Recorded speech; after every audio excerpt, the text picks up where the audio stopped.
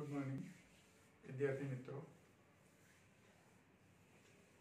नवमा chapter में किरण प्रकाशशास्त्र में આપણે છેલ્લે લેન્સનું સૂત્ર એ તૈયાર કરેલું।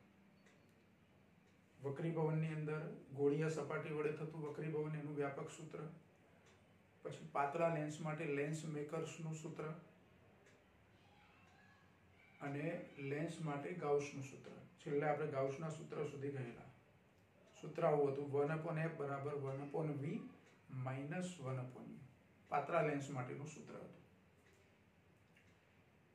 પાતળો લેન્સ કોને કહેવાય એની પણ આપણે ચર્ચા કરેલી। આપણને ખબર છે કે પાતળો લેન્સ કોને કહેવાય। આ ચશ્માના કાચ છે એ પાતળો લેન્સ છે, બરાબર। હવે ચશ્માના કાચ છે એ અંતર્ગોળ અથવા બહિર્ગોળ, જો નજીકના ચશ્મા હોય તો બહિર્ગોળ, દૂરના ચશ્મા હોય તો અંતર્ગોળ લેન્સ હોય। અહીંયા આપણે જે આકૃતિ દોરી છે એમાં બહિર્ગોળ લેન્સ બતાવ્યો છે। કોઈ પણ લેન્સ હોય અંતર્ગોળ કે બહિર્ગોળ, એના બે બાજુ મુખ્ય કેન્દ્ર હોય, બે મુખ્ય કેન્દ્રો હોય। લેન્સનું બરાબર જે સેન્ટર છે ઓપ્ટિકલ સેન્ટર કહેવાય ને, ઓપ્ટિકલ સેન્ટરથી આ બાજુ જેટલા અંતરે મુખ્ય કેન્દ્ર હોય એટલા જ અંતરે આ બાજુ બીજું મુખ્ય કેન્દ્ર હોય। અરીસો હોય તો એક જ મુખ્ય કેન્દ્ર હોય, પણ લેન્સ માટે બે મુખ્ય કેન્દ્રો હોય, બંને બાજુ એક એક। આપણે જે લેન્સ બતાવ્યો છે દ્વિબહિર્ગોળ લેન્સ છે, બે બાજુઓ બહિર્ગોળ છે, બે સપાટી, બંને સપાટી એની બહિર્ગોળ છે।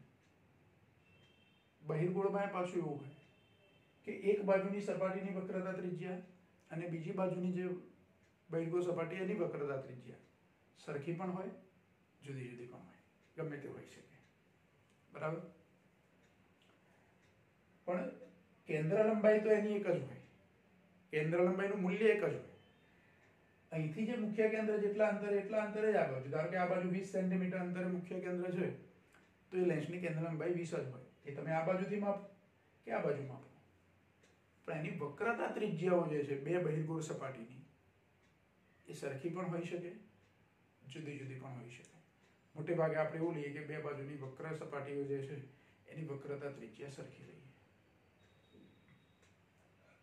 બીજું, હવે આપણે જે ચર્ચા કરવી છે હવે એમાં લેન્સની મોટવણીની વાત કરવી છે। જેમ અરીસામાં આપણે મોટવણીનું સૂત્ર તૈયાર કરેલું છે, મોટવણી m બરાબર -v/u આવું સૂત્ર તૈયાર કર્યું છે। આમ તો મોટવણીની વ્યાખ્યા લઈએ તો પ્રતિબિંબની ઊંચાઈ અને વસ્તુની ઊંચાઈનો ગુણોત્તર એટલે મોટવણી। આ વ્યાખ્યા છે મોટવણીની, એ અરીસા માટે પણ એવી છે, લેન્સ માટે પણ એવી છે। પણ લેન્સથી મળતું પ્રતિબિંબ, પ્રતિબિંબ તમારે કેવી રીતે તૈયાર કરવાનું છે, તો કોઈ પણ પ્રતિબિંબ તૈયાર કરવું હોય, વસ્તુ એક બાજુ મૂકો તમે, એનું પ્રતિબિંબ જે બાજુ મળે તે એ પ્રતિબિંબ મેળવવા માટે ઓછામાં ઓછા બે કિરણો લેવા પડે। કેટલા કિરણ લેવા પડે? બે કિરણ લેવા પડે। જો અહીંયા આકૃતિ આપણે દોરી છે એ સમજીએ અને કેવી રીતે પ્રતિબિંબ મળે એ સમજીએ, પછી મોટવણીની વાત કરીએ। તો આ બહિર્ગોળ લેન્સ છે, એની આ મુખ્ય અક્ષ છે, સીધી લાઈન આપણે બતાવી છે બરાબર ઓપ્ટિકલ સેન્ટરમાંથી, બરાબર। આ પહેલું મુખ્ય કેન્દ્ર છે, મુખ્ય કેન્દ્રથી થોડેક દૂર એક વસ્તુ મૂકી છે, h ઊંચાઈની વસ્તુ, જેને આપણે અહીંયા AB વડે દર્શાવી છે। હવે એ વસ્તુની ટોચમાંથી હું બે કિરણ લઉં છું, ઓછામાં ઓછા બે કિરણ લો એટલે આકૃતિ બની જાય, બરાબર। તો વસ્તુની ટોચમાંથી એક કિરણ મુખ્ય અક્ષને સમાંતર લીધું, અહીંયા લેન્સ પર એનું લેન્સમાં દાખલ થાય પછી બીજી બાજુ બહાર નીકળે, વક્રીભવન થઈ ગયું।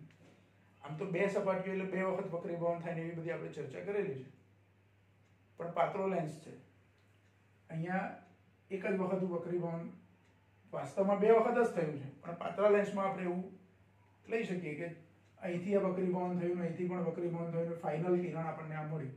એટલે ટૂંકમાં આપાત કિરણ જે મુખ્ય અક્ષને સમાંતર છે એ વક્રીભવન પામી બીજી બાજુના મુખ્ય કેન્દ્રમાંથી પસાર થાય એટલે આ વક્રીભૂત કિરણ મળ્યું, ત્રાંસુ મળી થઈ। પણ એ બીજું વક્રીભૂત કિરણ જે છે લેવાનું ક્યાંથી? તો જો આપાત કિરણ જે એ મુખ્ય અક્ષને સમાંતર હોય તો એ કિરણ વક્રીભવન થયા પછી બીજી બાજુએ મુખ્ય કેન્દ્રમાંથી પસાર થાય, બરાબર। બહિર્ગોળ લેન્સ છે એટલે અંતર્ગોળ લેન્સ હોત તો વક્રીભવન થઈને આમ જાત અને વિરુદ્ધ બાજુએ લંબાવીએ તો આમાંથી પસાર થાય પહેલા મુખ્ય કેન્દ્રમાંથી, એટલે કે મુખ્ય કેન્દ્રમાંથી પાસ થતું હોય એવો ભાસ થાય। પણ અહીંયા આપણે બહિર્ગોળ લેન્સ લીધો એટલે આ મુખ્ય કેન્દ્રમાંથી પસાર કર્યું બીજી બાજુના. બીજું કિરણ કેવું લઈએ આપણે? ઓપ્ટિકલ સેન્ટર પર આપાત થાય સીધું જ અહીંયા, અને અહીંથી આપાત થતું કિરણ એનું વક્રીભવન નથી બતાવતા આપણે. પાતળા લેન્સમાં ઓપ્ટિકલ સેન્ટરમાંથી પસાર થતું કિરણ એની લેટરલ શિફ્ટ બહુ જ ઓછી હોય છે, અવગણી શકાય એટલી ઓછી હોય. આમ તો થોડીક લેટરલ શિફ્ટ આપણને જોવા મળે, પણ લેન્સ આપણે પાતળો લીધો છે એટલે લેટરલ શિફ્ટ અવગણી શકાય એવી છે. એટલે મુખ્ય કેન્દ્ર પર આપાત થતું કિરણ સીધું મુખ્ય કેન્દ્ર નહીં, ઓપ્ટિકલ સેન્ટર પર આપાત થતું કિરણ સીધું જ આપણે લંબાવવાનું. પહેલું કિરણ જે વક્રીભવન પામીને મળ્યું હતું તે, અને આ ઓપ્ટિકલ સેન્ટરમાંથી જે કિરણ લીધું તે, એ બંને કોઈ એક બિંદુએ છેદે, ભેગા થાય. જે બિંદુએ ભેગા થાય એને મુખ્ય અક્ષ સુધી લંબાઈ દો એટલે આ પ્રતિબિંબ મળી ગયું આપણને. શું મળી ગયું? પ્રતિબિંબ. બીજી એક વસ્તુ, ઓપ્ટિકલ સેન્ટરથી f1 જેટલા અંતરે છે મુખ્ય કેન્દ્ર, એનું ડબલ લઉં એટલે અહીંયા 2f મળે મને. શું મળે? 2f. એ રીતે આ બાજુએ આ જે અંતર છે O થી F2 સુધીનું, એનું ડબલ લઉં એટલે 2f મળે. જો 2f આપણે સાચી રીતે બતાવી હોય તો 2f ધારો કે અહીંયા છે એટલે હું સેજ અહીંયા કમ્પ્લીટ આપણે જોઈને બતાવીએ એને, એટલે કદાચ આવે 2f. તો વસ્તુ ક્યાં મૂકી છે આપણે? આ પહેલું મુખ્ય કેન્દ્ર છે તે, અને 2f એનું ડબલ, એ બેની વચ્ચે, એટલે કે f અને 2f ની વચ્ચે વસ્તુ મૂકી છે. તો બીજી બાજુ પ્રતિબિંબ ક્યાં મળ્યું આપણને? તો ધારો કે અહીંયા 2f આટલે છે, તો 2f થી દૂર મળ્યું. વસ્તુ f અને 2f ની વચ્ચે મૂકી તો પ્રતિબિંબ 2f થી દૂર મળ્યું. જુદા જુદા સ્થાને વસ્તુ મૂકી અને એનું પ્રતિબિંબ ક્યાં મળે અને કેવી રીતે મળે એવી આકૃતિઓ તમે જાતે બનાવી શકો. પ્રેક્ટિકલની અંદર આવી એકાદ આકૃતિ દોરવાનું પૂછાય, બહિર્ગોળ લેન્સની કેન્દ્રલંબાઈ શોધવાનું પ્રેક્ટિકલ તમારે આવે તો એક્ઝામિનર તમને એવું કહી શકે કે એક કિરણ આકૃતિ દોરીને બતાવો. તો સારામાં સારી કિરણ આકૃતિ કઈ? તો f અને 2f ની વચ્ચે કોઈ એક જગ્યાએ, વચ્ચે એટલે બરાબર સેન્ટર એવું નહીં, પણ આપણે લગભગ વચ્ચે મૂકવાની. f અને 2f ની વચ્ચે વસ્તુ બતાવો. આવી રીતે બે કિરણો લઈ લો અને 2f થી દૂર એનું પ્રતિબિંબ મળે એવું બતાવો, એટલે આ સારામાં સારી આકૃતિ તમારા માટે. એક્ઝેક્ટ અહીંયા 2f પર મૂકો તો પ્રતિબિંબ 2f પર મળે, પણ એ આકૃતિ સેટ કરવી થોડુંક પરફેક્શન વધારે જોઈએ. આમાં તો થોડુંક આમ તેમ થઈ જાય તો એ ચાલે, પણ આપણો મુખ્ય હેતુ શું? તો f અને 2f ની વચ્ચે હોય એટલે પ્રતિબિંબ 2f થી દૂર મળે. તો આ પ્રતિબિંબ મળી ગયું. ઓપ્ટિકલ સેન્ટરથી જે અંતરે વસ્તુ મૂકી છે અંતર, એને વસ્તુ અંતર u કહીએ છીએ, અને ઓપ્ટિકલ સેન્ટરથી બીજી બાજુ આપણને પ્રતિબિંબ મળ્યું, એટલે વાસ્તવિક અને ઉલટું પ્રતિબિંબ મળ્યું. તો આ અંતર પ્રતિબિંબ મળ્યું તે અંતર O થી B' સુધીનું પ્રતિબિંબ અંતર છે. આ OB એ વસ્તુ અંતર છે. હવે બીજી એક વસ્તુ કે અહીંયા એક કાટકોણ ત્રિકોણ બને છે ABO અથવા OBA. આ એક કાટકોણ ત્રિકોણ બન્યો, એની અંદર આ ખૂણો જો હું θ લઉં તો બરાબર એની સામેનો અભિકોણ આ બને, અને અહીં પણ એક કાટકોણ ત્રિકોણ બને, ત્રિકોણ OB'A'. આ બીજો કાટકોણ ત્રિકોણ. તો આ બંને કાટકોણ ત્રિકોણો એની અંદર એક એક ખૂણો સરખો છે. એક એક ખૂણો બંનેમાં કેવો છે? સરખો, θ. એને આધારે આપણે મોટવણીનું સૂત્ર તૈયાર કરીશું. મોટવણીનું સૂત્ર જો મેળવવું હોય તો પહેલા તો આપણે વ્યાખ્યા પરથી કીધું કે મોટવણી m બરાબર h'/h. મોટવણી m બરાબર h'/h. h' એટલે આ પ્રતિબિંબની ઊંચાઈ, h એટલે વસ્તુની ઊંચાઈ. મોટવણીની વ્યાખ્યા પરથી આપણે લઈએ તો પ્રતિબિંબની ઊંચાઈ અને વસ્તુની ઊંચાઈ એનો ગુણોત્તર, એને મોટવણી કહેવાય. એ લેન્સ હોય કે અરીસો હોય, એક પરિણામ છે આપણી જોડે. હવે આ આકૃતિ જે આપણે દોરી છે એની અંદર ત્રિકોણ OBA આપણે જે નામ આપ્યું છે, તમે ગમે તે નામ આપી શકો. અહીંયા અહીં A લખો, નહીં B લખો તો એ ચાલે, અહીંયા A', અહીં B' અને A' લખો તો એ ચાલે. નામ આપણી રીતે આપવાના છે ત્રિકોણ, બરાબર. તો આકૃતિમાં ત્રિકોણ OBA અથવા ABO અથવા AOB જે નામ આપવું હોય તે, ત્રિકોણ અહીંયા આપણે નામ લઈએ છીએ OBA, કાટકોણ ત્રિકોણ છે, એની અંદર હું tan θ લઉં તો મને શું મળે? તો tan θ બરાબર ખૂણાની સામેની બાજુ ભાગ્યા પાછળની બાજુ, એટલે h/u, પણ સંજ્ઞા પદ્ધતિ પ્રમાણે વસ્તુ અંતર હંમેશા માઈનસ લેવાય, એટલે -u લખીશું. મુખ્ય અક્ષથી ઉપરની ઊંચાઈઓ ધન લેવાય, એટલે h પ્લસ લઈશું. એટલે tan θ બરાબર મને શું મળશે? h/-u. આ પરિણામ મળશે મને. આ બીજું પરિણામ. એ જ રીતે બીજો ત્રિકોણ OB'A', એટલે આ બાજુના ત્રિકોણની વાત છે. એ ત્રિકોણની અંદર હું tan θ લઉં તો tan θ બરાબર, હવે આમાં જુઓ, ખૂણાની સામેની બાજુ એટલે h' અને પાસેની બાજુ એટલે v, પણ h' એ મુખ્ય અક્ષથી નીચે તરફ છે એટલે માઈનસ આવશે, અને v આપાત કિરણની દિશામાં છે. u આ બાજુ છે, v આ બાજુ, તો u ઋણ હોય તો v ધન હોય, તો એમાં h' ઋણ આવશે, એટલે -h' સામેની બાજુ ભાગ્યા v, ધન આવશે v. પરિણામ નંબર 3. હવે 2 અને 3 ની ડાબી બાજુ સરખી છે એટલે અમને સરખાઈ દઈએ. એટલે 2 અને 3 સરખાવતા અહીંયા જ લખીએ આપણે કે સમીકરણ 2 અને 3 પરથી, અથવા 2 અને 3 સરખાવતા, 2 અને 3 સરખાવીએ તો શું થશે? તો h/-u બરાબર h'-h'/v. આ માઈનસ તે આગળ હું અહીંયા લખી શકું, -h/u બરાબર -h'/v. બંને બાજુ માઈનસ છે એટલે શું થઈ જશે? પ્લસ. અને વ્યાખ્યા પ્રમાણે ગુણોત્તર મારે કયો લાવવો છે? h'/h. તો આ h ને આ બાજુ લાવું તો v આ બાજુ આવી જાય, એટલે સૂત્ર આવું બને, h'/h બરાબર v/u. પણ સમીકરણ 1 છે એમાં h'/h બરાબર m, એટલે કે સમીકરણ 1 પરથી, અને આને નંબર 4 આપો, એટલે 1 અને 4 પરથી, સમીકરણ 1 અને 4 પરથી m બરાબર v/u આવું સૂત્ર મળે આપણને. મોટાવણીનું સૂત્ર મળી ગયું.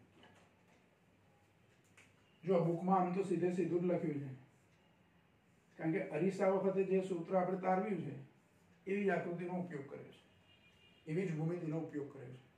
તે અરીસા માટે હતું, અહીં લેન્સ માટે. અહીં બહિર્ગોળ લેન્સ માટે આપણે આ લખ્યું સૂત્ર તારવ્યું, અંતર્ગોળ લેન્સ માટે પણ આ જ છે, એટલે અલગ તારવવાનું નથી. પણ કોઈક વખતે તમને એવો પ્રશ્ન 2 ગુણમાં પૂછાય કે લેન્સની મોટવણી એટલે શું, અને મોટવણીનું સૂત્ર તારવું. તો મોટવણીની વ્યાખ્યા, આ આકૃતિ દોરવાની, મોટવણીની વ્યાખ્યા આપવાની, વ્યાખ્યા પરથી આ સમીકરણ 1, પછી આકૃતિની ભૂમિતિનો ઉપયોગ કરી 2 કાટકોણ ત્રિકોણમાં tan θ ના સૂત્રો લખવાના, એમને સરખાવવાના, પછી 1 અને આ 4 મળ્યું એને સરખાવવાનું, અથવા તો h'/h ની જગ્યાએ તમે અહીંયા લખી દો છો m. સૂત્ર તૈયાર થઈ ગયું. જુઓ, અરીસા માટે આપણે જે મોટવણીનું સૂત્ર તારવ્યું હતું એમાં અહીંયા આગળ માઈનસ આવતું હતું. શું આવતું હતું? માઈનસ. m બરાબર -v/u, જ્યારે અહીંયા m બરાબર v/u. આટલો ફરક છે અરીસા અને લેન્સની મોટવણીના સૂત્રોમાં. બરાબર? એટલે આ ફરક તમારે યાદ રાખવાનો. દાખલાઓ ગણતી વખતે આનો ઉપયોગ કરો તો ફરી સંજ્ઞા પદ્ધતિ પ્રમાણે જે આવતું હોય, ધારો કે વસ્તુ અંતર હોય તો u ની કિંમત 20 સેન્ટીમીટર અંતરે વસ્તુ ધારો કે મૂકી છે મેં, તો u બરાબર -20 લેવાના. પછી પ્રતિબિંબ, વાસ્તવિક છે કે આભાસી, એની પરથી પ્રતિબિંબ અંતર તમને ખબર હોય તો પછી મોટવણી ખબર પડી જાય. અથવા લેન્સની કેન્દ્રલંબાઈ આપી હોય, u તમને આપ્યા હોય તો એની પરથી પહેલા v મેળવી દો, u અને v નો અહીંયા ઉપયોગ કરો એટલે મોટવણી મળી જાય.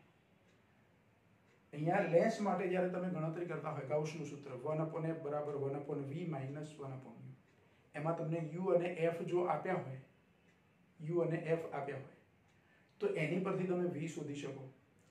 ધારો કે v તમને મળે છે અને એ ધન મળે છે તો આ બાજુ હોય, મતલબ કે પ્રતિબિંબ ઉલટું હોય, અને ઉલટું એટલે વાસ્તવિક.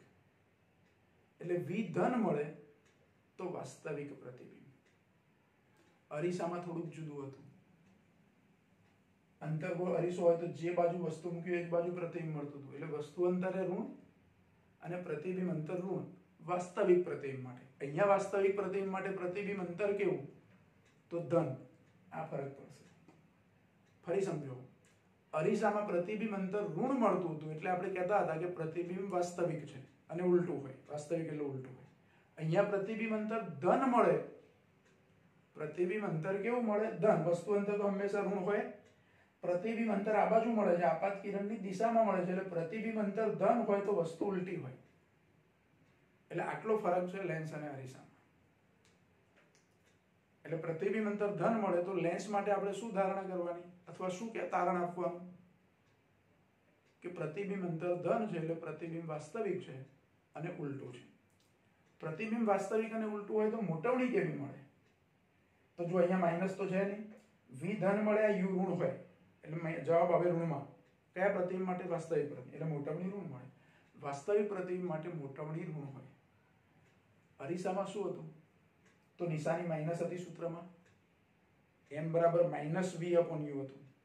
વાસ્તવિક પ્રતિબિંબ હોય તો u ઋણ, v ઋણ અને આ માઇનસ, 3 માઇનસ એટલે પાછો જવાબ માઇનસ. એટલે મોટવણી ઋણ હોય તો પ્રતિબિંબ વાસ્તવિક.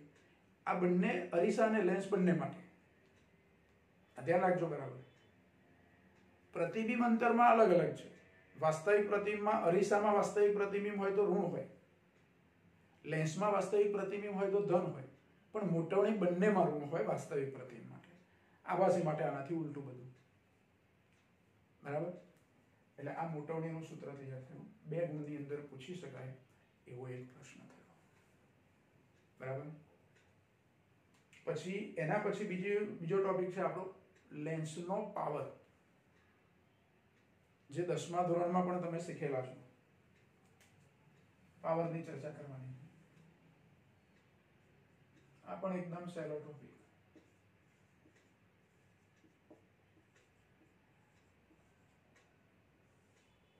લેન્સનો પાવર. પહેલા તો પાવર કોને કહેવાય? તો લેન્સ બહિર્ગોળ હોય કે અંતર્ગોળ હોય, 2 પ્રકારના લેન્સની આપણે મોટે ભાગે ચર્ચા કરીએ છીએ.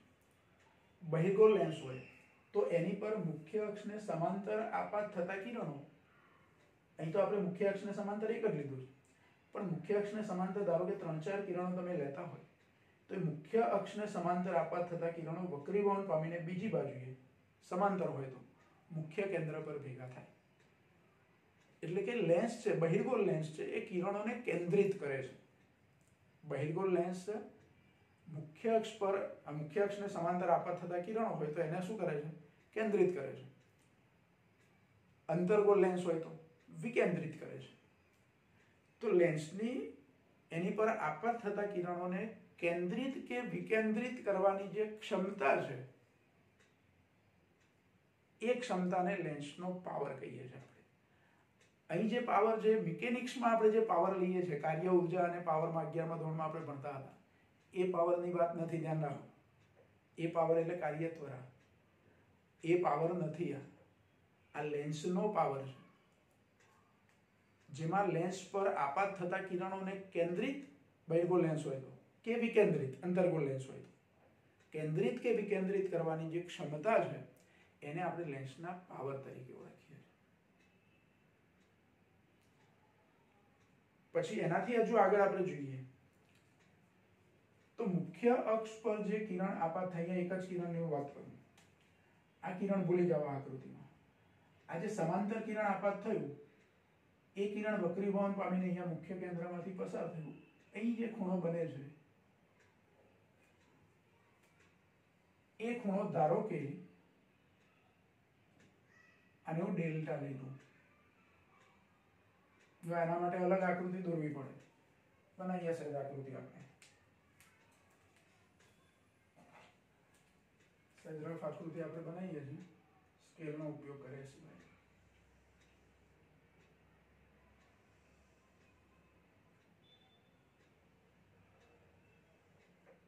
બહિર્ગોળ લેન્સ છે, મુખ્ય કેન્દ્ર છે, અરે મુખ્ય અક્ષ છે. મુખ્ય અક્ષ પર એક સમાંતર કિરણ ધારો કે આવે છે કોઈ વસ્તુમાંથી.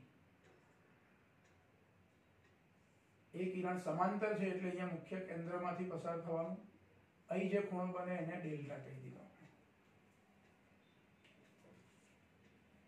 અને અહીંયા ધારો કે વસ્તુ મૂકી છે કેટલી ઊંચાઈની વસ્તુ h આ કિરણ સમાંતર છે મુખ્ય અક્ષને એટલે આ અંતર પણ કેટલું થાય h જેટલું બે સરખા થાય આપણે સ્કેલ નથી આવડી પણ ખરેખર આ બે સમાંતર છે એટલે આ જેટલું જ અંતર એટલું જ અંતર આ થાય એટલે h અને બીજી બાજુ વસ્તુનું પ્રતિબિંબ આ બાજુ જે મળવાનું આપણને ધારો કે એક જ કિરણ મેં લીધું એટલે અહીંયા તો આ અંતર કેટલું તો કેન્દ્ર લંબાઈ જેટલું કેટલું અંતર કેન્દ્ર લંબાઈ જેટલું તો આ વક્રીભૂત કિરણ જે થયું એ મુખ્ય અક્ષ સાથે જે ખૂણો બનાવે છે એનો ટેન્જન્ટ લેવામાં આવે tan અને ખૂણો ડેલ્ટા કીધો એટલે tan ડેલ્ટા મુખ્ય અક્ષને સમાંતર આપાત થતું અને મુખ્ય અક્ષથી કેટલા અંતરે એકમ અંતરે એવું લઉં ધારો કે વ્યાખ્યા આપી હોય મુખ્ય અક્ષથી એક એકમ અંતરે મુખ્ય અક્ષને સમાંતર આપાત થતું કિરણ વક્રીભવન પામી બીજી બાજુ મુખ્ય અક્ષ સાથે જે ખૂણો બનાવે છે એનો ટેન્જન્ટ લેવામાં આવે તો એને પણ લેન્સનો પાવર કહેવાય એટલે આ આકૃતિ પરથી હું લેન્સનો પાવર લઉં તો લેન્સનો પાવર બરાબર tan ડેલ્ટા આ આકૃતિ પરથી મને એવું મળે કે લેન્સનો પાવર અને લેન્સના પાવરને આપણે p વડે દર્શાવીએ છીએ તો પાવર p બરાબર હું શું લઈ શકું tan ડેલ્ટા ધ્યાન રાખો tan ડેલ્ટા ક્યારે આવી આકૃતિ આપણે દોરીએ ત્યારે અને એમાં h બરાબર એકમ અંતર લેવાનું h બરાબર 1 એકમ અંતર લેવાનું 1 એકમમાં 1 સેન્ટીમીટર એવું લઈશું એટલે કે 1 સેન્ટીમીટર ઊંચાઈની વસ્તુમાંથી મુખ્ય અક્ષને સમાંતર આવતું કિરણ બીજી બાજુ વક્રીભવન થઈને મુખ્ય અક્ષ સાથે જે ખૂણો બનાવે એનો ટેન્જન્ટ એટલે લેન્સનો પાવર હવે tan ડેલ્ટા આ આકૃતિ પરથી શું થાય તો સામેની બાજુ ભાગ્યા પાછળની બાજુ એટલે tan ડેલ્ટા બરાબર આવું લખી શકું tan ડેલ્ટા બરાબર h/f જો h મુખ્ય અક્ષથી ઉપર તરફ છે એટલે ધન હોય બહિર્ગોળ લેન્સ છે એટલે એની કેન્દ્ર લંબાઈ તો ધન જ લેવાય જો કેન્દ્ર લંબાઈમાં ધ્યાન રાખો બહિર્ગોળ લેન્સ હોય તો કેન્દ્ર લંબાઈ ધન અને અંતર્ગોળ લેન્સ હોય તો કેન્દ્ર લંબાઈ ઋણ દાખલાઓ ગણતી વખતે આપણે આવું યાદ રાખ્યું છે બરાબર તો h અને f બંને ધન છે અત્યારે હાલ આ લેન્સ માટે બહિર્ગોળ લેન્સ માટે તો h/f થયું tan ડેલ્ટા પણ tan ડેલ્ટા એટલે તો પાવર છે એટલે પાવર p બરાબર h/f પણ h બરાબર આપણે 1 એકમ લેવાનું કીધું છે વ્યાખ્યા આપણે આવી રીતે આપી છે એટલે પાવર p બરાબર શું થઈ જાય h ની જગ્યાએ 1 મૂકો તો 1/f આવું સૂત્ર તમે 10મા ધોરણમાં શીખેલા છો લેન્સનો પાવર એટલે લેન્સની કેન્દ્ર લંબાઈનું વ્યસ્ત બીજી વ્યાખ્યા ત્રીજી વ્યાખ્યા થઈ એક તો પહેલી વ્યાખ્યા આપણે કેવી રીતે આપી તો લેન્સ પર આપાત થતા કિરણો એ લેન્સ વડે કેન્દ્રિત કરવાની લેન્સની જે ક્ષમતા છે કેન્દ્રિત કે વિકેન્દ્રિત અંતર બહિર્ગોળ હોય કે અંતર્ગોળ અલગ અલગ હોય બહિર્ગોળ હોય તો કેન્દ્રિત કરવાની ક્ષમતા અંતર્ગોળ હોય તો વિકેન્દ્રિત કરવાની ક્ષમતા એને લેન્સનો પાવર કહેવાય આ એક વ્યાખ્યા બીજી tan ડેલ્ટાને લેન્સનો પાવર કહેવાય આકૃતિ પ્રમાણે અને ત્રીજું કેન્દ્ર લંબાઈનું વ્યસ્ત વધારે સારી વ્યાખ્યા આપણને આ રહેશે કે લેન્સની આપેલો લેન્સ એ બહિર્ગોળ હોય કે અંતર્ગોળ લેન્સની કેન્દ્ર લંબાઈના વ્યસ્તને લેન્સનો પાવર કહે છે એટલે પાવર p બરાબર 1/f આમાં f એટલે કેન્દ્ર લંબાઈ છે જો લેન્સ બહિર્ગોળ હોય તો f ધન હોય એટલે પાવર ધન મળે એટલે બહિર્ગોળ લેન્સનો પાવર ધન અને જો લેન્સ અંતર્ગોળ હોય તો એની કેન્દ્ર લંબાઈ ઋણ હોય એવું હમણાં જ કીધું આપણે તો એનો પાવર ઋણ હોય એટલે બહિર્ગોળ લેન્સનો પાવર ધન ગણવાનો અને અંતર્ગોળ લેન્સ હોય તો એનો પાવર ઋણ ગણવાનો આ પાવરની વાત થઈ પાવરનો એકમ શું લઈશું તો એ પણ તમે 10મા ધોરણમાં એ પણ શીખેલા જ છો પાવરનો એકમ તો એનો એકમ છે ડાયોપ્ટર જેને કેપિટલ D વડે દર્શાવાય અને એક ડાયોપ્ટર બરાબર 1 મીટર ઇનવર્સ જો કેન્દ્ર લંબાઈ હું મીટરમાં લઉં મોટે ભાગે આપણે સેન્ટીમીટર લઈએ છીએ કેન્દ્ર લંબાઈ વ્યવહારમાં આપણે જે બહિર્ગોળ લેન્સનો ઉપયોગ કરીએ કે અંતર્ગોળ લેન્સ વાપરીએ એની કેન્દ્ર લંબાઈઓ આપણે સેન્ટીમીટરમાં લઈએ 20 સેન્ટીમીટર, 25 સેન્ટીમીટર, 15 સેન્ટીમીટર, પણ એ સેન્ટીમીટરને મીટરમાં આપણે ફેરવી શકીએ. જો આ કેન્દ્રમાં મીટરમાં લઉં તો પાવર જે મીટર ઇન્વર્સમાં મળે, જેને ડાયોપ્ટરમાં લેવાય. સેન્ટીમીટર ઇન્વર્સ હોય તો ડાયોપ્ટરનો ને એક ડાયોપ્ટર બરાબર 1 સેન્ટીમીટર ઇન્વર્સ ના થાય. જો હવે મીટરના હું સેન્ટીમીટર બનાવું તો મીટરના સેન્ટીમીટર કેટલા થાય? તો 1 મીટર હોય એના સેન્ટીમીટર 100 એટલે 10⁻² થાય. તો એ વખતે ડાયોપ્ટર અને સેન્ટીમીટર વચ્ચેનો અંતર, એકમ વચ્ચેનો સંબંધ શું? ડાયોપ્ટર અને સેન્ટીમીટર. આ ડાયોપ્ટર અને મીટર વચ્ચેનો સંબંધ છે કે 1 ડાયોપ્ટર બરાબર 1 મીટર ઇન્વર્સ. જો લેન્સની કેન્દ્રમાં તમે સેન્ટીમીટરમાં લેતા હોય તો અહીં સેન્ટીમીટર ઇન્વર્સ મારે લખવું પડે, પણ એ અહીંયા 1 ના થાય. 1 ડાયોપ્ટર બરાબર 1 સેન્ટીમીટર ઇન્વર્સ ના થાય, પણ મીટરના સેન્ટીમીટર 100 થાય એટલે 10⁻², પણ અહીંયા દિશાની ઉપર માઇનસ છે એટલે આવું થાય. 10⁻² સેન્ટીમીટર ઇન્વર્સ 1 ડાયોપ્ટર બરાબર. 1 ડાયોપ્ટર બરાબર શું થાય? 10⁻² સેન્ટીમીટર ઇન્વર્સ. આ એક સંબંધ યાદ રાખો. મોટે ભાગે આપણે આ ડાયોપ્ટર અને મીટર ઇન્વર્સ વચ્ચેનો સંબંધ લઈએ છીએ, કોઈ વખતે આવી જરૂર પડે તો યાદ રાખો. એટલે આ થઈ આપણી પાવરની ચર્ચા, લેન્સનો પાવર. એ પણ 2 ગુણની અંદર પૂછી શકાય એવો પ્રશ્ન કે લેન્સના પાવર પર નોંધ લખો અથવા સમજાવો. તો પાવરને પેલા કેન્દ્રિત અને વિકેન્દ્રિત કરવાની ક્ષમતાને આધારે વ્યાખ્યાયિત કરવાનો. એક આ આકૃતિ બતાવી દેવાની. આકૃતિમાં tan ડેલ્ટા એટલે લેન્સનો પાવર. tan ડેલ્ટાનું આવું સૂત્ર લખવાનું જેમાં h બરાબર 1 લઈએ એટલે p બરાબર 1/f થાય, અને એના એકમની વાત કરવાની. આપણે આંખના નંબર જ્યારે કરાવીએ ત્યારે ડૉક્ટર આપણને પ્રિસ્ક્રિપ્શન લખીને આપે છે કે તમારા નંબર છે, ઓછી ઉંમરના બાળકો હોય તો માઇનસમાં નંબર હોય છે, આપણે એવું કહીએ છીએ. નંબર કેવા હોય? માઇનસમાં. માઇનસમાં એનો મતલબ કે તમારે અંતર્ગોળ લેન્સના ચશ્મા પહેરવાના છે. અને જે લખીને આપે છે ડૉક્ટર તમને કે -2.5 નંબર છે તમારા, ધારો કે, તો આ -2.5 શું લખે છે? માઇનસ એટલે અંતર્ગોળ નક્કી થઈ ગઈ. આ 2.5 એ શું લખેલું હોય છે? તો ડાયોપ્ટર લખેલા હોય છે, પાવર લખેલો હોય છે ડાયોપ્ટર એકમમાં. ડૉક્ટર 2.5D એવું કદાચ પાછળ D ના લખે, પણ આપણે સમજી જવાનું કે -2.5 લખ્યું છે એનો મતલબ કે આપણી આંખનો જે લેન્સ બનાવવાના છે, ચશ્મા જે બનાવવાના છે આપણે, એ અંતર્ગોળ લેન્સના બનાવવાના છે, અને એનો પાવર છે 2.5 રાખવાનો છે. એ કેન્દ્ર લંબાઈ નથી લખી, કેન્દ્ર લંબાઈનું વ્યસ્ત લખ્યું. એટલે એ પણ આપણે યાદ રાખવાનું. એવું કોઈ વખત પૂછી શકાય કે ડૉક્ટર તમને આવું લખીને આપે છે કે -2.5, તો એ કઈ ભૌતિક રાશિ દર્શાવે છે? તો આપણે જે લેન્સ પહેરવાના છે એનો પાવર બતાવે છે. માઇનસ લખીને આપ્યું છે મતલબ કે તમારે અંતર્ગોળ લેન્સના ચશ્મા પહેરવાના છે. 2.5 લખ્યું છે એનો મતલબ કે એનો પાવર 2.5 છે. એનું વ્યસ્ત તમે લો, ડાયોપ્ટરમાં છે, એનું વ્યસ્ત લો એટલે કેન્દ્ર લંબાઈ જે મીટરમાં હોય. એટલે ચશ્મા બનાવવાવાળા જે હોય એને ખબર પડી જાય, એટલે એ પ્રમાણેના ચશ્મા તમને તૈયાર કરીને આપે. બરાબર? તો આ થઈ આપણી પાવરની ચર્ચા. પહેલા 2 ટોપિક બરાબર ધ્યાનથી જોઈ લો, પછી આગળના ટોપિકની આપણે ચર્ચા કરીએ.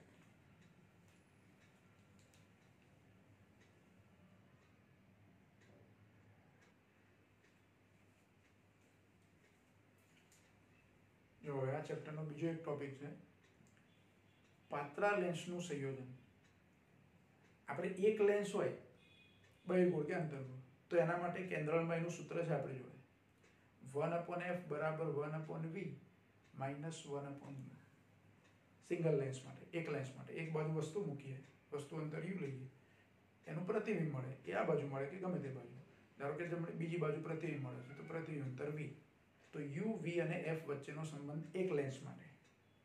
u બદલો એટલે v બદલાય, પણ f આપેલા લેન્સ માટે જે હોય તે જ રહેશે.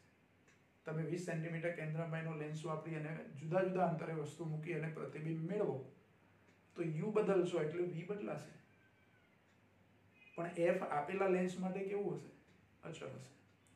હવે એકને બદલે ધારો કે 2 લેન્સ હોય તો 2 લેન્સનું સંયોજન હોય તો એની સમતુલ્ય કેન્દ્ર લંબાઈ. આપણે અહીંયા 2 લેન્સ બતાવ્યા છે, પાતળા લેન્સ છે અને એકબીજાને અડકીને મૂકેલા છે, એટલે સંપર્કમાં રહેલા 2 પાતળા લેન્સ એની સમતુલ્ય કેન્દ્ર લંબાઈનું સૂત્ર મેળવો આવો પ્રશ્ન તમને 2 માર્કમાં પૂછી શકાય. એકબીજાના સંપર્કમાં રહેલા બે પાતળા લેન્સની સમતુલ્ય કેન્દ્ર લંબાઈ એટલે કે પરિણામી કેન્દ્ર લંબાઈ એનું સૂત્ર તારવવું છે. બે લેન્સ લીધા છે, એમાં પહેલો લેન્સ છે એની કેન્દ્ર લંબાઈ ધારો કે f1, બીજો લેન્સ છે એની કેન્દ્ર લંબાઈ ધારો કે f2, અને અહીંયા આપણે બંને બહિર્ગોળ લીધા છે. એવું જરૂરી નથી કે બંને બહિર્ગોળ, એક અંતર્ગોળ એક બહિર્ગોળ ગમે તે હોઈ શકે, બંને અંતર્ગોળ હોઈ શકે, બંને બહિર્ગોળ હોઈ શકે. આપણે બંને બહિર્ગોળ લીધા. હવે આકૃતિ શું છે થોડું સમજી લઈએ કે આ પહેલો લેન્સ છે જેની કેન્દ્ર લંબાઈ f1, એની સામે u અંતરે વસ્તુ મૂકી છે. હું વસ્તુ અંતર જે અહીંયા માપ્યું છે એ પાતળા લેન્સ છે એટલે એ બે લેન્સનું જે સેન્ટર હોય ત્યાંથી લઈ શકું, અથવા તો પહેલા લેન્સના ઓપ્ટિકલ સેન્ટરથી લઉં. પાતળા લેન્સ છે એટલે બહુ જાજો ફરક પડતો નથી. એટલે પહેલા લેન્સથી ધારો કે u અંતરે વસ્તુ મૂકી છે. જો એકલો જ પહેલો લેન્સ હોત તો, બીજો લેન્સ ના હોત તો આ બિંદુવત વસ્તુ તો અહીંથી આપણે કિરણ લીધી વક્રીભવન પામીને I1 પર આવતું, એટલે પ્રતિબિંબ અંતર મને V1 મળતું. એક જ લેન્સ હોત તો, કયો લેન્સ? એક જ f1 કેન્દ્રમાં. પણ બીજો લેન્સ બાજુમાં મૂક્યો છે એટલે બીજા લેન્સ માટે હું શું કહી શકું? તો પહેલા લેન્સથી મળતું પ્રતિબિંબ એ બીજા લેન્સ માટે આભાસી વસ્તુ તરીકે વર્તે, અને એનાથી મળતું પ્રતિબિંબ એ અહીંયા I પાસે, જે પ્રતિબિંબ અંતર V વડે આપણે દર્શાવ્યું છે.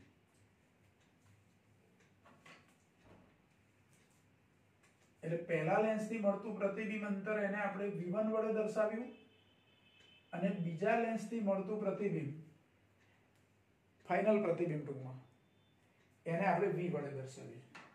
બંને લેન્સ માટે વારાફરતી આપણે ગાઉસનું સૂત્ર લખીએ અને પછી એની પરથી સમતુલ્ય કેન્દ્ર લંબાઈનું સૂત્ર તૈયાર કરવાનું. તો જુઓ, પ્રથમ લેન્સ માટે શું લઈએ આપણે?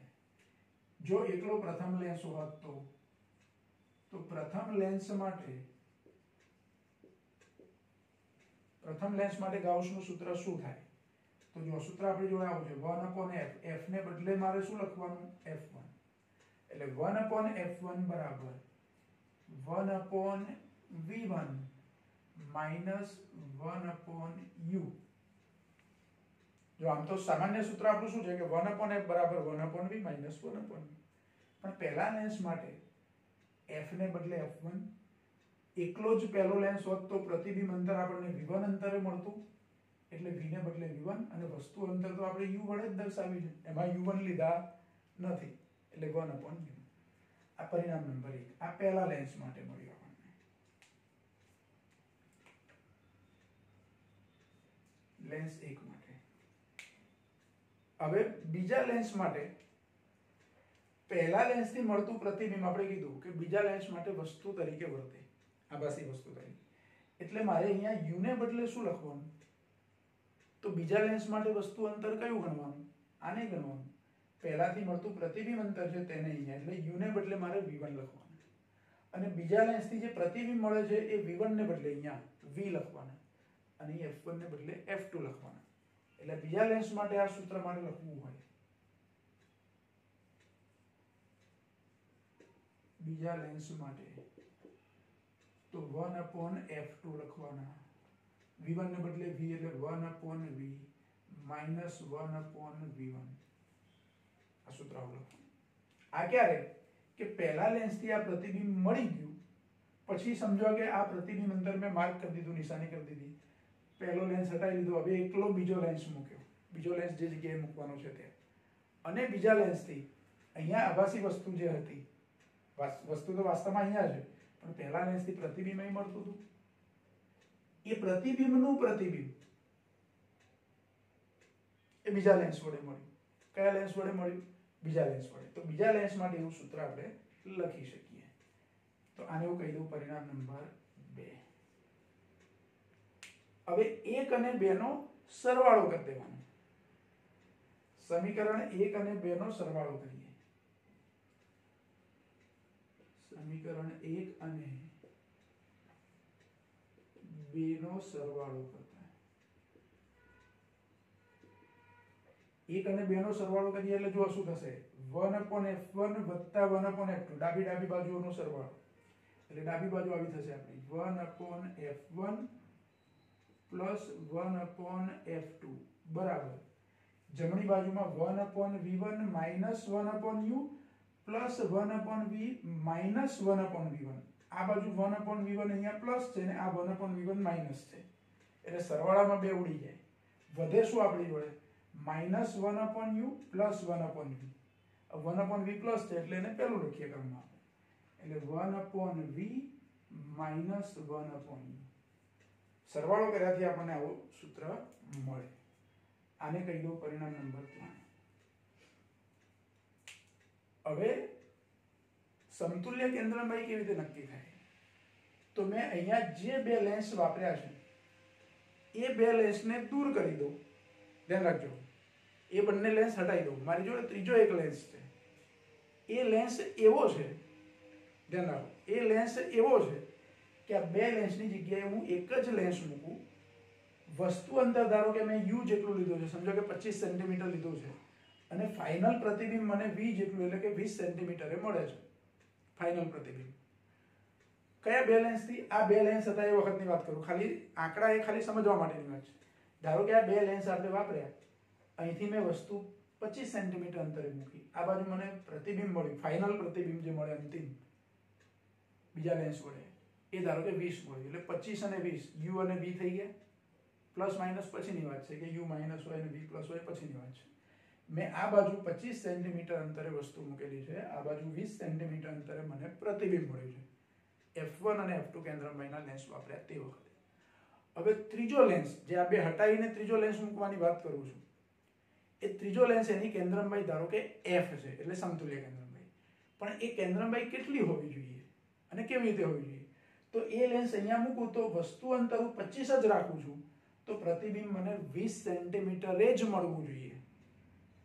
પહેલી વખતે જે વસ્તુ અંતર અને પ્રતિબિંબ અંતર હતું બે લેન્સ વખતે, એ જ અંતરો બદલાવા ના જોઈએ ત્રીજો લેન્સ મૂકું તો એ લેન્સની કેન્દ્રલંબાઈ એ આ બેની સમતુલ્ય કેન્દ્રલંબાઈ કહેવાય. પણ ધારો કે ત્રીજો લેન્સ એવો મૂકું કે વસ્તુ અંતર 25 મળે છે, એ તો આપણે રાખી શકીએ જે રાખવું હોય, પણ 25 જ રાખ્યું આપણે, પણ પ્રતિબિંબ અંતર મને 20 ના મળે તો, જુદું મળે તો એ ત્રીજો લેન્સ છે એની કેન્દ્રલંબાઈ આ બેની સમતુલ્ય ના કહેવાય. સમતુલ્ય ત્યારે જ કહેવાય કે બે લેન્સ વખતે જે u અને v મળ્યા છે, v1 નહીં, u અને v મળ્યા છે, એ જ u અને v નવો લેન્સ મૂકવાથી મળવા જોઈએ.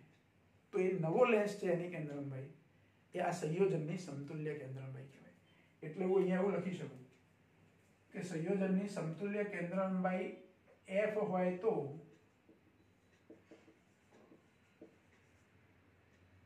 સંયોજનની સમતુલ્ય કેન્દ્રલંબાઈ f હોય તો f નું સૂત્ર હું શું લખી શકું? તો 1/f બરાબર વસ્તુ પ્રતિબિંબ અંતર v જેટલું જ મળવું જોઈએ મને, માઇનસ વસ્તુ અંતર u જેટલું જ મળવું જોઈએ. એટલે સમતુલ્ય કેન્દ્રલંબાઈ જો સંયોજનની f હોય તો 1/f બરાબર 1/v માઇનસ 1/u, આવું સૂત્ર થવું જોઈએ. અને આને કહી દો પરિણામ નંબર 4. હવે તમે જોઈ શકો છો કે પરિણામ નંબર 3 અને પરિણામ નંબર 4 એ બેની જમણી બાજુ સરખી છે. કારણ કે અહીંયા જે u લીધા એ જ u અહીંયા હોય, એટલે કે 25 તો 25, v અહીંયા 20 મળ્યા તો અહીં પણ 20 જ હોય, એટલે જમણી બાજુઓ કેવી થઈ? બંનેની સરખી. આ 25 અને 20 ખાલી સમજવા માટે લઈએ છે, કોઈ પણ હોય પણ આ બંને u સરખા જ હોય, આ બંને v સરખા જ હોય. તો 3 અને 4 પરથી, સમીકરણ નંબર 3 અને 4 પરથી હું શું કહી શકું? તો આ બે સમીકરણો સરખાવું તો 1/f વત્તા 1/f1 વત્તા 1/f2 બરાબર શું મળે મને? 1/f. એટલે કે 3 અને 4 પરથી સમીકરણ 3 અને 4 પરથી ફાઇનલ સૂત્ર આપણને આવું મળે: 1/f બરાબર 1/f1 પ્લસ 1/f2. આવું સમીકરણ મળે. અને આને બે લેન્સના સંયોજનનું સમતુલ્ય કેન્દ્રલંબાઈ એનું સૂત્ર થયું. પણ બે લેન્સ કેવા હોય? સંપર્કમાં મૂકેલા હોય. બેને બદલે 3 લેન્સ, ધારો કે અહીંયા ત્રીજો લેન્સ મૂકી દઉં તો જેની કેન્દ્રલંબાઈ f3 છે, તો ત્રણેયની સમતુલ્ય કેન્દ્રમાયનું સૂત્ર મારે લેવું હોય તો શું કરવાનું? તો +1/f3 ત્રીજું ઉમેરી દેવાનું. એટલે 1/f બરાબર 1/f1 + 1/f2 + 1/f3 ત્રણ લેન્સ હોય તો, એ રીતે n લેન્સ હોય તો, અને બધા એકબીજાના સંપર્કમાં જોડે જોડે મૂકી દીધા તો 1/f બરાબર 1/f1 + 1/f2 + 1/f3 + up to n સુધી, એટલે 1/fn સુધી ગમે એટલા લેન્સ સંપર્કમાં મૂક્યા હોય. બીજું, આ તો બંને બહિર્ગોળ છે એટલે f1 અને f2 ધન હોય એટલે f ધન જ મળે. એક બહિર્ગોળ એક અંતર્ગોળ હોય તો તમે કિંમતો જ્યારે શોધો f1 અને f2 ના મૂલ્યો, ધારો કે બહિર્ગોળ લેન્સ હોય તો f ધન હોય ને અંતર્ગોળ હોય તો ઋણ હોય, તો જે લેન્સ બહિર્ગોળ હોય એના માટે અહીંયા જે કિંમત મૂકવાની હોય એ ધન મૂકવાની, ને અંતર્ગોળ હોય તો ઋણ મૂકવાની. પછી એનું સાદું રૂપ આપીને જે જવાબ મળે, ધારો કે જવાબ ધન પણ મળી શકે, ઋણ પણ મળી શકે, બરાબર. જો આ f તમે શોધો f1 f2 નો ઉપયોગ કરી અને એ ધન મળે તો એનો મતલબ કે આ બેનું સંયોજન બહિર્ગોળ લેન્સ તરીકે વર્તે છે. પણ જો f ઋણ મળે તો બની શકે એવું, એક અંતર્ગોળ એક બહિર્ગોળનું સંયોજન, એમાં સમતુલ્ય કેન્દ્રમાંથી તમને ઋણ મળી શકે, તો બહિર્ગોળ અને અંતર્ગોળનું સંયોજન એ અંતર્ગોળ લેન્સ તરીકે વર્તે છે એવું કહેવાય. અને જો બહિર્ગોળ અને અંતર્ગોળના સંયોજનમાં જવાબ ધન મળે તો એ બહિર્ગોળ તરીકે વર્તે છે. બંને બહિર્ગોળ હોય તો જવાબ ધન આવવાનો જ છે, પણ એક અંતર્ગોળ એક બહિર્ગોળ હોય તો જવાબ ધન પણ આવી શકે, ઋણ પણ આવી શકે. એ બંનેની કેન્દ્રમબાજુ કેવી છે, કેટલી છે, એની પર આધારિત છે. એટલે બહિર્ગોળ લેન્સ માટે આ સૂત્ર, ધારો કે n લેન્સ હોય તો એમાં જેટલા બહિર્ગોળ લેન્સ હોય એની કેન્દ્રમબાજુ ધન મૂકવાની, જે લેન્સ અંતર્ગોળ હોય એની કેન્દ્રમબાજુ ઋણ મૂકવાની. એટલે અંતિમ જવાબ તમને કાં તો ધન મળશે કાં તો ઋણ મળશે. અથવા ઘણી વખત એવું થાય આ બંને સરખા છે, આ 20 છે ને આ -20 છે, તો આ +20 છે એટલે 1/20, આ માઇનસ એટલે -1/20, તો 1/20 - 1/20 એટલે 0 થાય. 1/f બરાબર 0, તો f બરાબર ઇન્ફિનિટી, અનંતે મળી શકે. તો બંને સરખા, એક બહિર્ગોળ લેન્સ 20 સેન્ટીમીટર નો, બીજો અંતર્ગોળ લેન્સ 20 સેન્ટીમીટર નો, એને સંપર્કમાં મૂકો તો એ સંયોજન લેન્સ તરીકે ના વર્તે, એ સ્લેબ તરીકે વર્તે. એટલે એની કેન્દ્રમબાજુ અનંત થઈ, એટલે સમાંતર આપાત થતા કિરણો વક્રીભવન પામીને અનંત અંતરે મળે, એવું પણ થઈ શકે. એટલે કેન્દ્રમબાજુ કેટલી છે, લેન્સ કયા પ્રકારનો છે, એની પર f નો આધાર છે. એટલે આ આપણું સૂત્ર બે લેન્સ માટે થયું, પણ એવું n લેન્સ માટે પણ આ સૂત્ર આવી જ રીતે આગળ લખી શકાય. બીજું, આ તો કેન્દ્રમબાજુની વાત થઈ. પાવર હોય તો, સંયોજનનો પાવર હોય તો,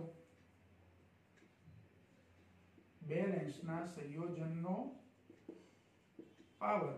તો પાવર માટે તો હમણાં આપણે કીધું કે P બરાબર 1/f, તો આ 1/f ની જગ્યાએ અહીંયા P લખી શકું, 1/f1 ની જગ્યાએ P1 લખી શકું, 1/f2 હોય તો P2 લખી શકું. એ રીતે n સુધી હોય, n લેન્સ હોય તો +P3 +P4 up to +Pn.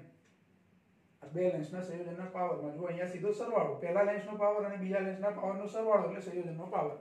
આમાં એક ધન હોય ઋણ હોય, ધારો કે બહિર્ગોળ લેન્સ હોય તો પાવર ધન, અંતર્ગોળ હોય તો પાવર ઋણ, તો આ બેનો સરવાળો ધન કે ઋણ ગમે તે આવી શકે, અને 0 પણ આવી શકે.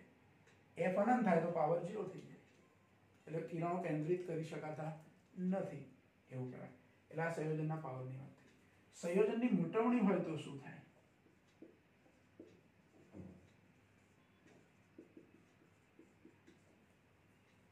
આપણે મૂટવણીનું સૂત્ર તારવ્યું, m બરાબર v/u. તો સંયોજનની મૂટવણીમાં ધારો કે પહેલો લેન્સ છે એની મૂટવણી m1 હોય તો m1 બરાબર v1/u.